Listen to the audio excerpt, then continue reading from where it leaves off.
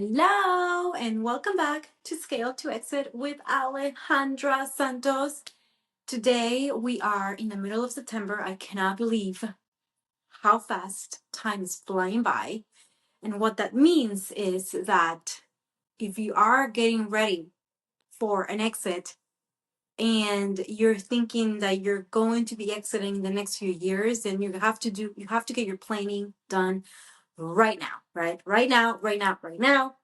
Today, what I want to talk about is actually a solo episode with myself, and I want to talk about the hidden blocks for scaling, lean, and exiting smart. So I'm going to tell you, we're going to talk about those hidden blocks, what I've seen that is blocking business owners from what I have experienced. But before we dive in, as usual, I want to say thank you for everybody that keeps coming back to Scale to Exit podcasts.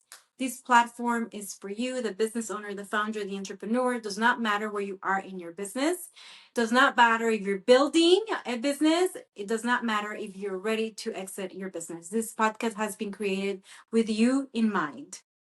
For everybody that does not know me, my name is Alejandra Santos, and I have about 16 years of experience of working with businesses, on businesses, next to founders, next to business owners. I come in as a consultant through Into the Next, which is my business enterprise, where we basically help business owners like you go from point A to point E, which is the exit side.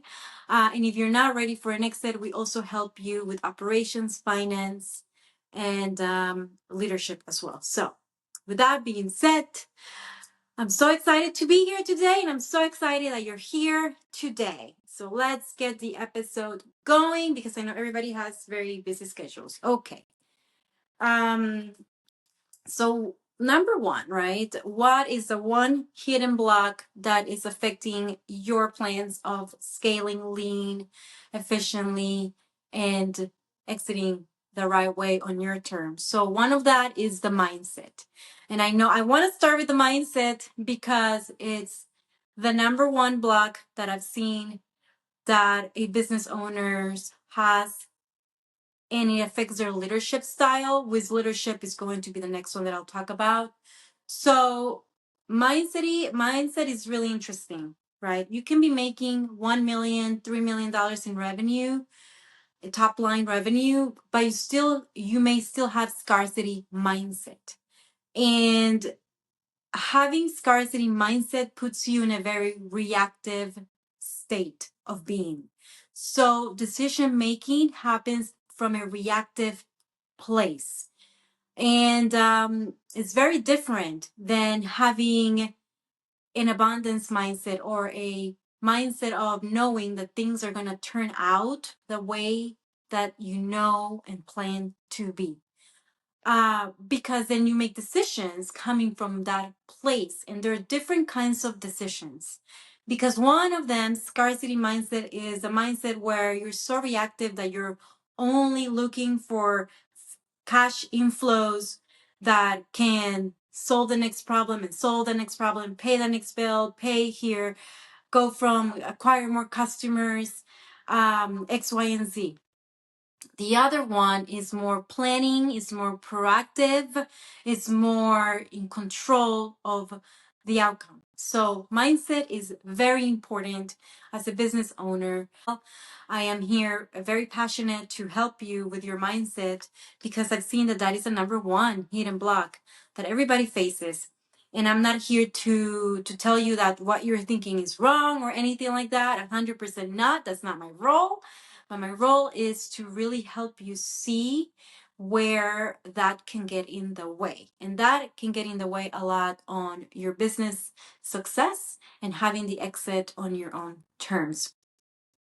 The other one of the mindset is a fear of delegation, which I've talked about before in other episodes. So not really believing that anyone can do the work as well as you, right? Having that fear that if I delegate, things are not going to get done the right way.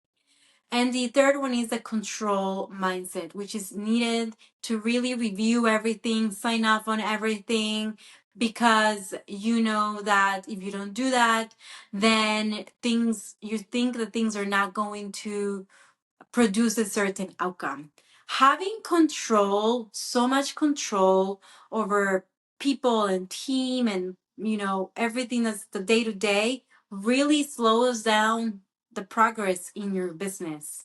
And it also makes it impossible for someone to excel at their role, having that micromanagement and having that type of control on top of them. I'm going to tell you that if you set up the processes and the filters in place to find people that are better than you, right? The A players that we call the A plus plus players, the transformative players, the ones that will do what you hire them for even better than you, then you can probably not have the fear of delegation or control mindset anymore. So there's ways to go to improve this kind of mindsets if you're willing and open to do that. Okay. So number 2 is the leadership style. So the mindset will definitely come into your leadership style. And I spoke a little bit about that in the first one. So some of the blocks, right, in leadership is micromanaging a lot. If you don't trust your people to do their job, have they given you a reason to not trust them? If that's the case, then you probably should sit down with them or have HR sit down with them, because there's clearly some processes or policies or KPIs or things that have not been communicated to the person that's doing the job, or expectations that have not been communicated. But you should not be in a position of micromanaging. I hate micromanaging, by the way. When I feel like someone is putting me in that position of micromanaging, then I know that there's something that's lacking in the communication style. Then I know that maybe I did not communicate my expectations well enough. Maybe I did not communicate it that this process needs to be done a certain way. Maybe I did not create a processes, docs or something, looms, videos, or whatever it is, in order for them to have the tools and the resources to get their job done the expected way.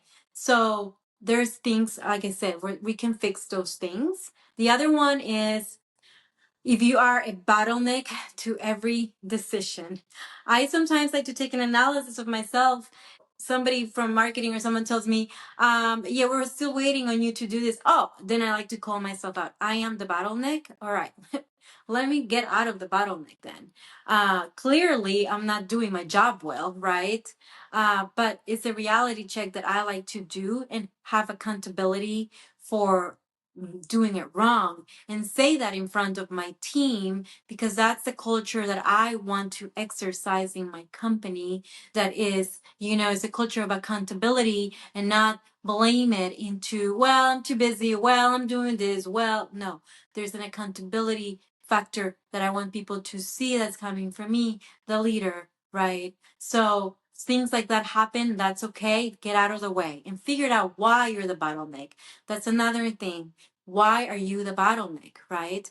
Why is somebody else the bottleneck, right? Instead of, accusing them or whatever it is, start analyzing the process that's happening right now and see where the improvements need to be made. And the other one is, like, you avoid conversations, hard conversations. And this one's interesting because I've heard, I've seen, and I've had people in the podcast come here because saying that organizations hire them to have the hard conversations that they don't want to have with employees. And that's really interesting to me, because you as the owner should be able to have the hard conversations with your team. If you don't have the hard conversations with your team, you're going to have a very bad impact in your outcome. You're going to have a bad impact in revenue. You're going to have a bad impact in profits. You're going to have a bad impact in your culture. You have to have the hard conversations with your team. And don't wait till you can pay somebody else to have those conversations with you, because at the time that you do that, the probability of your business going right is probably really far away from where you were before. So those are the hidden blocks on the leadership that I see, which is the mindset, right? The micromanaging, being the bottleneck, and avoiding hard conversations. Before I dive into the other one, I want you to really do this exercise with me, and it's gonna get really uncomfortable, and it's supposed to get uncomfortable. But I want you to take a day, take one day of your busy work day, and I want you to really observe your thoughts, like literally observe them. I did this week, and wow, I was so impressed, not in a good way, of all the thoughts that I'm having in my brain when I am doing work. When you're doing work and things come out at you, and you're kind of like an autopilot, though that's when that really you want to observe those thoughts. So I want you to go ahead and take one day, in your busy week, and just observe your thoughts. And not only observe them, write them down. And the reason why I say this is because by observing our thoughts, we're being aware of what's going on inside of us, and we can start changing our mindset. If you are dealing with an example, if you're dealing with an employee or reviewing a project from anybody, and you start getting angry or grumpy, right? Analyze those thoughts. Where are those thoughts coming from? Because that is an indication of something that needs to change. And by being aware of that, then you're going to be able to make changes into your team, into your culture, into your leadership style. Okay, so that's number one exercise I have for you today. Get really uncomfortable. I got uncomfortable. Oh, it was so painful, but I loved it. I came out of there in the bright sky, like with a bright light. All right, so the number three is operations, right? What are the hidden blocks on operations? So we all know this one. You guys have no documented processes in place. For something that is repetitive, and for something that is done by someone really well, you have to have documented processes, because the thing is that most employees leave the company, and that's how it is, and it's okay, but you don't want your success of the business to be in the hands or in the brain of someone and they decide to part ways. So you want to make sure you're documenting processes of how you do things that are so unique and valuable, to transfer them to someone else that's coming into the business and taking on those things. Or if someone is, doing a job, a really well job done, then go ahead and document their process in order to transfer that to someone else at one point when they leave. So the other one in operations is the no KPIs. Oh my goodness. This is something that I have observed across the board. Business owners don't have KPIs. And it baffles me, because how do you know that your business is heading in a good direction? Just because of the money that's coming in? KPIs are really important. I cannot stress it enough. I'm sharing a lot of videos, KPIs that you can do a top line revenue. I'll continue to share that as I continue coming on a solo episode. But KPIs are really important. People say, I don't like to track KPIs. Well, KPIs is kind of like, how do you know that you're being successful? How do you know that if you do a task, is going on the right direction? Like, do you measure that with money? Do you measure that with the response of people? How do you measure that? How do you measure success? So KPIs are really important. And I actually had somebody that told me, why are we doing KPIs? And I don't want you to be that type of business owner. The other one is, really over relying on, how can I say, having a family or a friend as doing part of the work in your business just because you're paying them less, or they're okay. Do you trust them? Have good intuition about them.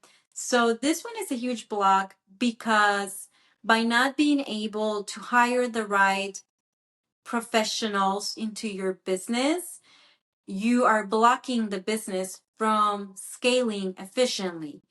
I've seen, the person that took you, the teammates, the family, the friends that took you from 500,000 to 1 million will probably not be the ones that will take you from 1 million to 5 million. And that's okay. You have to be okay with that thought, because as you continue to scale your business, you have the business goes, and I talked about this before in another episode, the business grabs its own identity. It's no longer your identity. It gets into a new identity, and that identity needs professional support, professional help. So this one's really important. Don't rely on family, team members, or employees just for intuition. Make sure that you're hiring because somebody's better than you at something, or because somebody's different than you. Different is really good. Different can give you different perspectives in how to do your business. So don't be opposed to that. And obviously, I talk about team a lot. I mean, if you know me, I talk about team. I love team. Team is a big one. If you want to scale your business and one day exit it, guess what? Nobody buys a business with 1099 contractors. It just doesn't happen. That means that whoever's buying the business needs to hire people, right? So you want to make sure you're investing in the right team. You want to make sure that you're setting up a culture where each person is able to communicate in a professional way, and respectful way, how they think things should be improved, and be able to use their creativity, to tap into their creativity to make improvements in the business. Okay, the other one is keeping the people in the wrong seats because it feels easier than making a change. I've talked about this one in another episode. So, do you have an organization chart? If you don't have one, this task number 2 for you. I want you to sit down and write your organization chart, okay? As you continue growing your business, scaling it, where do people go? In what positions? Because if you have the team right now and they're family members and friends, do you think that they have the skill set, the education, the knowledge, the expertise to move into those buckets? And if they don't, where else can you put them? Make sure you're having those conversations with them. And that's part of having a hard conversation. And I talked about this earlier, but you as a leader should set the tone for accountability. Take accountability of your mistakes. I forgot to do something, my bad, I forgot to do this, my bad. Put the ego to the side and have accountability of your mistakes, because that's a culture where people will not use excuses as a way to not do their job. So if you put accountability as a leader, then you're creating a culture that where people take accountability for their mistakes and grow from it. All right. So you see, I got you here, really out of here of the podcast early. Thank you so much for tuning in. You have 2 assignments, 2 things to do from this episode. Go ahead and take an inventory of those thoughts. Go ahead and name them, group them, analyze them, and see exactly where those thoughts coming from, especially when it comes to team dynamics, or leadership, or maybe projects or clients or customers that are triggering you. Go ahead and take an inventory of that, because that's the first step for a change in leadership. And then I also have you doing the organization chart, right? If you don't have one, there's templates out there that you can download, and you can message me if you want a template, and you can go ahead and put people in the right roles. That's a good one, right, to start with. And then go ahead and sit down and have those hard conversations. Start creating different daily shifts in your mindset, and also daily shifts on your leadership that will keep you unstuck from growing your business. So get out of that way. Don't be the bottleneck from scaling your business from 5 million to 30 million. Most of the times, I'm going to say about 90% of the time, maybe more, business owners are the bottleneck in this process. I'm talking to you, the business owner, the founder, the entrepreneur.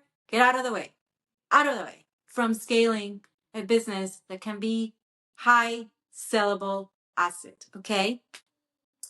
And yeah, I will see you until next time with more scale to exit. And as usual, my name is Alejandra Santos. Adios, muchachos. Hasta la vista. Bye.